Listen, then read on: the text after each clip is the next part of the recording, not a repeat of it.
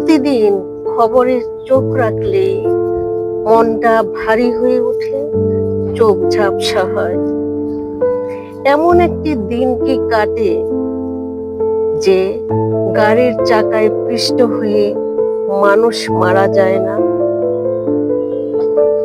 কেন এই দুর্ঘটনা? পর্যবেক্ষণ করলে দেখা যায় যে অদক্ষ চালকের হাতে গাড়ির স্টিয়ারিং উঠিয়ে দেওয়া,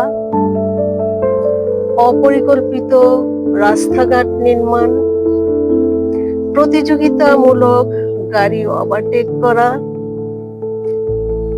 ট্রাফিক সিগন্যাল না মানা, আর পথচারীরা যারা রাস্তা পার হন, জেব্রা ক্রসিং, ফুটওভার থাকার পরেও এলোপাথারি রাস্তা পারাপার হন। কেন এই অসচেতনতা? আমাদের মনে রাখতে হবে, একটি দুর্ঘটনাই সারা জীবনের কান্না।